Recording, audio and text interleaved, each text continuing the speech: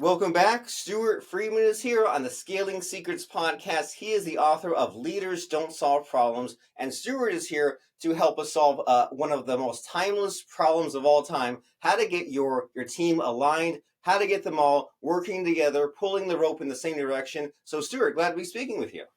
Thank you so much, Robert, for having me. Very much looking forward to it. And so am I. I'm looking forward to having some of that witty banter, that back and forth. And so to give us an idea of what you're all about, what you're coming from, what's the elevator pitch about you? What's your background? What's your passion? All right. So the background is in corporate America, I spent 12 years with Anderson Consulting, which became Accenture.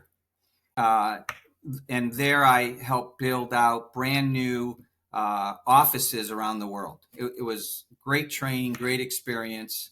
And it set the stage to then build a $750 million division in a Fortune 500 company, and really kicked me in my butt to go off alone. I wasn't the greatest employee. All I did was get results, but I kind of had to do it my way. So figuring out that there are about 10 plus million small, medium-sized companies, from startups to 250 million, which is my spot. I figured if I could just get just a little small percent of those number of clients, I'd be doing okay for myself. So that's what I did. I set out to help businesses really become world class. But I also realized it starts with the owners. So sort of my passion now is helping owners coach and mentor their direct reports, their management teams, to avoid team malpractice, and thereby raising the performance of the owners as well. So that's the path that me to here. And if I had to give myself a title, I'd say change agent, master facilitator. I walk into environments, and my brain goes crazy once I see things that are, to me, obvious, right? We all have our genius, but things that are obvious that need to shift. And it's primarily the relationship between the owners and their management teams. It all starts at the top. Robert, one of the things is culture is top down. It is not bottom up. So when owners start sort of blaming everyone except themselves, that's right there is the issue. So that's what I love to do is reconcile that gap between the perspective of the owner and what's going on at that very first level of the management team. Okay, there's so much to think about, even just so far in our conversation. Just some of these ideas that culture is top down, and it's when you mention this term blame, you think about if you're say you're unhappy even just with your personal life, right? Then you kind of are to blame because you put yourself there and you continue to tolerate, say, like certain friends, family, work, and so I can see how it's similar. If you're the owner, you have the to reorganize your team or fire that person. If you just keep on letting this behavior happen, Yes. And some of it from you, then Yes. you have no one else to blame but yourself. And so when you jump into these organizations and you say, I'm a change agent, I see all these things that maybe could be better, is there anything that you usually notice right up front, right away? Yes. And I want to jump, you said something very astute. In signature in my email, it's exactly to your point. Make it the day you choose it to be, because that's what it's about. It's all about our choice. It's all about the owner's choice, right? So when I walk into organizations, I'm going to say 100% because nothing is really that way, but I'm going to tell you pretty close to 90% of the scenarios I walk into, it's typically the only way of communicating, and either it's in getting their message out and heard. What typically happens is the owners don't speak to the way people listen. They don't speak to how people need to hear a message. They just typically give out a message and they expect everybody to understand it. And it just doesn't work that way. The human condition, we hear about 25% of the message. And if you got more than one person, I guarantee you each person is going to hear a different 25%. And typically, owners, they have a vision, they want things to happen, and in that process, they don't really stop to think, did person get it? Did that person get it? Are they aligned? They just keep going, and people are confused. And here's the beauty about the human condition, Robert. When people don't understand something, they make up crap all the time. And the owner says, like, where's the thinking? You're not thinking the way I'm thinking. Well, that's because the owners don't really explain and elaborate and share where they're headed. They think there's a little secret going on. But my role is to get owners to realize that the more they share about where they're headed, then the more and easier their direct reports can get aligned to, in that same direction. As you said, toe the rope in the same direction. Okay, so you're saying that not everyone thinks exactly the way that you do, and you're making me think that, sometimes when you see someone speak or you read some kind of book, you think, man, did it really have to be like that long and that many pages and itself and go back so many times? It took me until maybe at this point in life to realize, yes, sometimes when you have someone give some kind of like presentation, it's like 15 minutes, and you're like, well, I really only like that minutes really click with me. And that you're thinking, well, because some of those other sections were appealing to other people and Right. meeting them where they're at. And like just yesterday, I was putting together like a SOP, like some step-by-step instructions for someone on my team. And I was kind of like going through the steps, and I was like, well, I need to kind of add this in here. I need to remind, like kind of repeat this instruction because this is so important. I need to add like a on top to like kind of give someone the quickie bullet points Yep. because that would help me. And I just kept thinking like there's all these kind of I'm kind of appealing to the different mindsets or different kind of people at like beginner level and expert level. And so just it's similar wavelength of this idea that it might seem maybe a little bit like tedious or Yep. repetitive to deliver instructions or to communicate a message, but we're just trying to meet other kind of people where they're at. And so like what does this look like? Like do you have like a fun example or story where the kind of wasn't communicating the right way and you were like, hey, make this change? Does anything come to mind?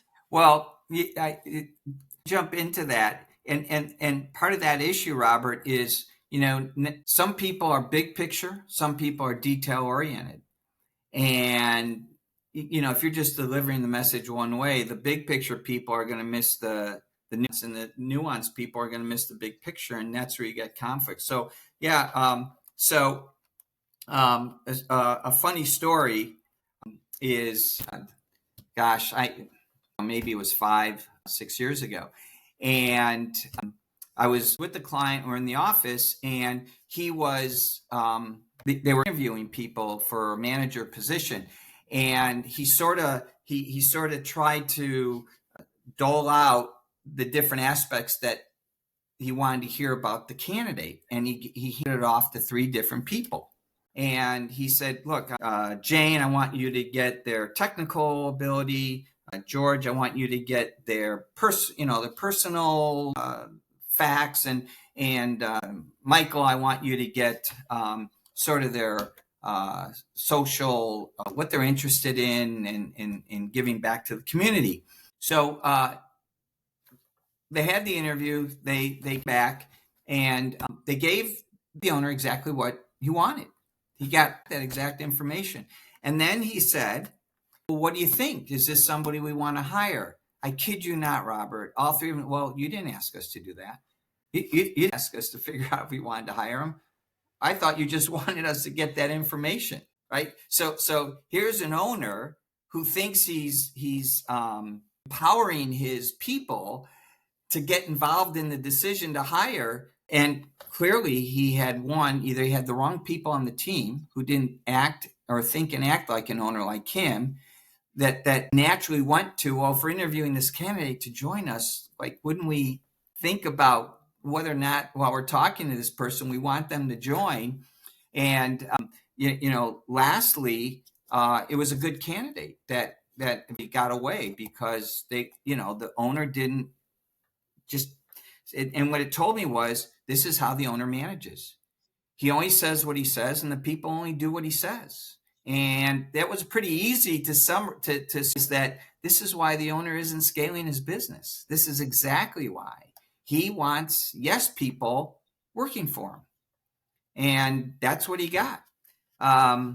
kind of humorous for me because, I'm sitting there, if you're interviewing someone, it's to determine whether you want to hire them or not. So, but but thank God for that, Robert, because that meant I had a longer extension on the engagement, which meant my kids could eat and go to college. So I'm grateful for that. Well, nice. And a lot to think about there as far as setting expectations. And what I get from that story is like the of only putting in the bare minimum. Because you think sometimes about efficiency term, right? Of like, well, let me kind of dial down my effort or my work or my time in order to get the output like a Yeah. little better. So that way you're just enough, which is a nice idea in theory. But then and then sometimes it does seem like a waste, right? If you're kind of communicating a task to someone kind of below you and you're not really revealing the whole goal and big picture and decision, and it might seem like a waste to say, well, I want you to into these things and do this research and the ultimate goal will be this. And it seems like, well, even if like say like the owner is the one making the decision, it's like it can help to just say, hey, here's the picture, here's the goal. Even if you might not be the one to make this, then you can tell like what you're trying to help me do. And so I'm just kind of getting from you like this whole idea of the bare minimum. It goes both ways, right? It can be from Absolutely. the owner side or from the sort of employee side. And Yeah. so that gives us a fun idea of some of the insights, the ahas you notice in these companies and kind of the difference you make. And as far as scaling secrets, which is what this show is, do you Mm-hmm. have anything to share there about have any of these changes really like helped a company explode, or as far as your progress and what you've been building, do you have anything to share with us as far as just like getting from point A to point Good B point. and making these massive leaps? Yeah. And I'll plug in now. I have a book coming out titled "Leaders Don't Solve Problems: Becoming a World-Class Organization." First things first, leaders have to really realize they're really not there to solve the problems. That's they get people who are just yes people waiting to be told what to do, and then the owners get frustrated because these people aren't making decisions that they're getting paid to make. So scaling aspect comes when an owner can let go. And it's not easy. I'm not here to say, shame on you. I'm here to say this isn't easy stuff to let go, right? You build something, it's your baby. You want it to kind of go the way you want it to go in the decisions. But if you don't share with them and coach them along the way, they can't think and act like owners. And I don't mean like stock option owners. I mean like owners in their work, owning what they do, things till they get done, going beyond what's them as an owner would do. So to scale, you've got to push down that decision making, and you got to do it in what I call a small group dynamic, which means instead of creating these silos with like between finance, marketing, and so on, you get a small group dynamic to solve a problem on a broader base that impacts the entire company. Otherwise, it takes time to go from, let's say, a financial discussion about price to the sales department to determine, oh my God, we can't raise prices because the clients won't buy. You get them in a room, a small like task force, small group dynamic, and you get them in the room all there to talk about what problem needs to be solved and willing, this is the key in the scaling, and willing to take on the truth and willing to take on the differences of opinion and willing to have the discussion, I have a better term, an argument, to get to the truth, to get to the solution.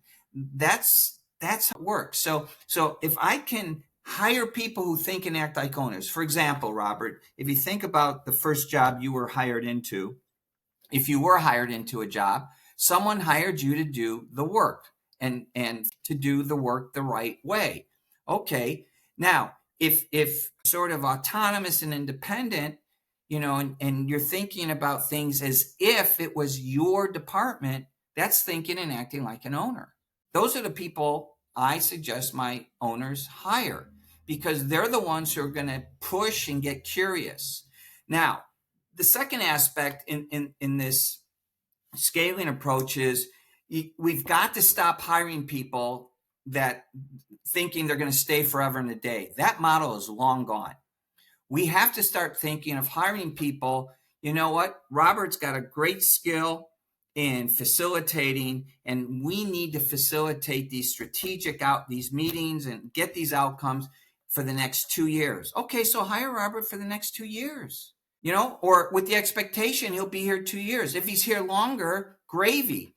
If he's not here 2 years, that's okay, because that was our expectation. So we have to shift our paradigm that we're hiring people to stay. So when you hear people complain, this is the one thing that really gets under my skin, that I love working with my clients, owners. When they start complaining, it is the time where they're stuck. And instead of moving forward and solving that problem by giving it off to on their team, they think they have to take it on. No, you got to hire more people that want to take that on. So, and the third part is, within the small group dynamic, is you have accountability. In a small group dynamic, no one person's the hero and no one person is the GOAT, right? If the team solves the problem, great. If they don't, they get to come back and figure out another way to do it. This is what builds scalability. This is it. I don't care if I like you per se, Robert, but interestingly enough, if we're getting success, we like each other. It's funny how that happens in the human condition. But that's the scalability. But it starts with owners realizing that they don't solve the problems. They have to hire people that think and act like owners, so they can hand off that accountability and get people to buy into it. But I will say this too, Robert. You can't have all employees who think and act like owners. You need people who, what I call, are going to run the engine. And they come to work every day. They put in their 8 to 9 hours, whatever it is, and they're good at it. They love doing it, and they go home. You need those people. I call that the bureaucratic aspect of a business. You need that. That thing and acting like an owner aspect is the innovative side. But you can't have innovation if you don't have that solid machine working. And so that's where that scalability comes, is in that innovation. But you got to get those solid B players who just love coming and doing day in and day out, which is not me, which is why I had a tough time being an employee. I saw something bigger and better down the road. Is that helpful in scaling, in my It is. definition? Yeah, there's some huge ideas and things that we need to be thinking about. Just this idea of, like, number one, passing the decision making further down, and you hear about this sometimes, right? You hear like train your employees to not get stuck, not run to you in every little problem, Yep. and not come to you asking for a solution. And you say sometimes, "Oh, bring me 2 solutions, and then I'll choose one," or spend some more time looking into this, and then, like, you fix it. And I some of these kind of just new and different ways of thinking you have, and some of them are really simple, right? Like this task force idea. And then you're also saying that you have these employees who think like owners, which are important, but you have to have all these other roles in the orchestra. So it's kind of just like having all the right ingredients and all these people working in your team. But it ultimately, as you're saying, it comes down to, if you find yourself as the owner complaining, then you're too much of the bottleneck, and you're up too much of this Correct. decision making power, and you need to pass some of that off, no matter how painful it might be. That absolutely correct. And orchestra is a really good analogy. If you don't have that beat down, right? Your violinist, your flautist, your clarinet. I mean, they're the ones throwing in that innovative aspect of the score of the music, right? But holding it together is that solid coming from the percussion most of the time, right? Same thing in a business. If accounts receivable, accounts payable, you know, cash getting sent in, bills getting out to the clients, if that stuff isn't running solid, then you're spending time worrying about that instead of worrying about, as for owners, worrying about what they really need to worry about. So yeah, so the big push really is about owners not solving problems. Yeah.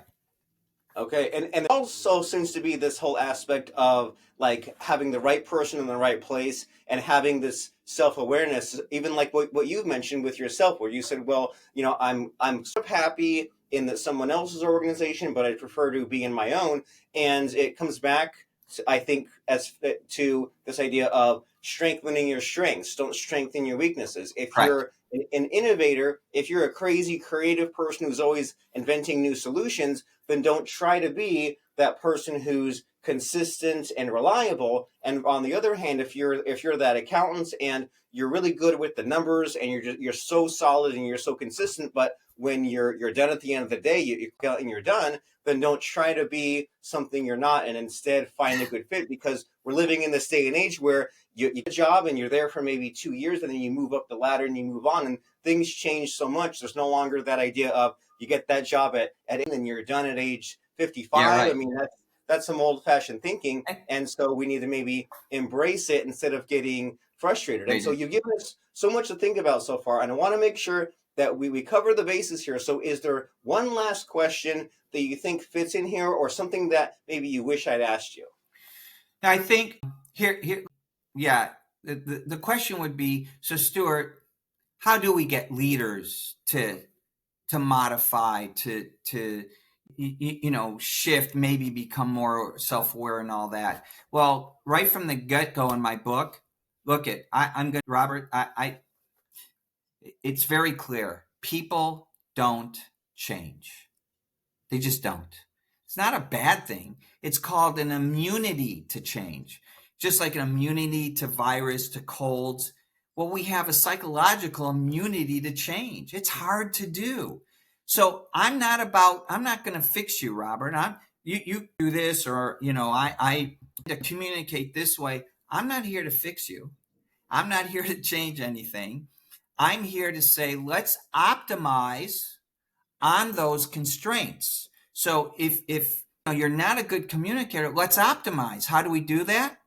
We minimize maybe your engagement. Maybe we need to bring somebody in who's the translator, so to speak, between you and the management team. But I isn't look at the clients I work with, Robert, they're all successful, right? And question is, do they want more success? Do they claim they want more success? Different success, greater success. But got them to where they are, it's going to get them further down the road. But if they want to scale what they got where they are, then they need to bring in the right people, and they need to bring more people who think and act like owners so they can hand off those decisions, because those people are the ones who are really going to help blow apart the business. Because owners, some leaders and owners are brilliant, right? And we've seen it, the Musks, etc., and Bezos, Gates. But a smaller scale, the small to medium sized companies, one human being might have all those thoughts, but look how big those companies got in order for them to really scale. And that's what it takes, is people underneath that are willing to take that on. And if the owners got the risk that got them where they are in the first place, then they ought to give that opportunity to the next person. Because quite frankly, from my vantage point, Robert, if I'm a business owner, and I worked when I worked inside corporations, I wanted to bring in people who were as smart, or if not smarter, because that we're just creating something even better, way beyond what I can do. That to me is creating possibility. And that's what we got to get back to. We got to create possibility in what really matters, so that the people beneath us are doing the same thing. Because here's how I look at it. I have a company. I want legacy revenue. I want more legacy revenue. And the only way we can do that is if we scale and we allow the people beneath us to grow. And if they leave and move on, they leave and move on. That's how it works. So for us to hold people back, even within our organization, it is being stingy, and actually, is money on the table. And that's kind of the premise and philosophy I work with my clients. And, it shows up in their results. You're saying let's create more possibility and hand off the opportunity to others. And you might even be selfish if you're just the one person handling all these things. And don't let the fear, doubt, uncertainty cause the hesitation in making these hires or in handing off these responsibilities. Absolutely. Because if someone quits, you can, that's a problem to solve later of going and replacing that task or replacing that person. Absolutely. And we need to take the risk. We need to go on that adventure. And if we don't, then we'll just be stuck and we'll just be in this Yeah. cyclical thinking and falling into the complaining. And we don't want any of that. And that's why people are here listening to the Scaling Secrets podcast. That way they can think better and bigger and get bigger and better results. And so, oh, go ahead. Now, I just want to qualify one thing. They don't need to get risky. Where they are is the risk. Why are you stopping now? What happened? What's the difference between when you decided to jump off the ledge and create something and now? Well, they don't want to lose what they have. That's a human condition, right? We've God, I don't want to lose it. Well, then that's okay. Look, I have clients that I started with, they grew, they have more money, and they said, Stuart, you know what? I'm really fat and happy and I'm okay with it. And good for them, right? So here's what I always say too, Robert, at the end with my clients is just make sure you continue to donate to organizations for who are fortunate. That's all I ask, right? Grow, get happy, and if you're satisfied, just don't stop thinking of others.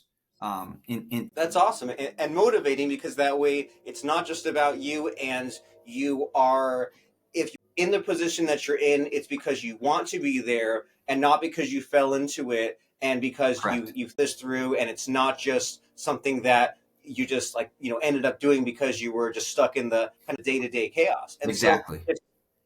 we definitely we want to send people your way as far as your book and your company and getting these conversations started. So how does somebody know if they are a good fit for this magic that you provide that we've discussed? And if they are a good fit, then what's the next step? Yeah. What's the call to action? So I have to say, Robert, like you're so spot on. Your listening skills are unbelievable. Because what you said is, how do we get people that want the message, that want the information? And because most people don't hear that, and that's exactly the people. So for right now, because I'm in the landing page for the book at the publisher, it's out in January. Is two ways: email Stuart Stuart at pma-co.com, and or call me 312-543-0013, text me, etc. Right now, those are the Fantastic. Well, Stuart Friedman, and then when the book comes out, are you able to drop the title? That way we can look it up whenever someone yes, listens coming years. yeah, it'll be on all the e-link sites like Amazon.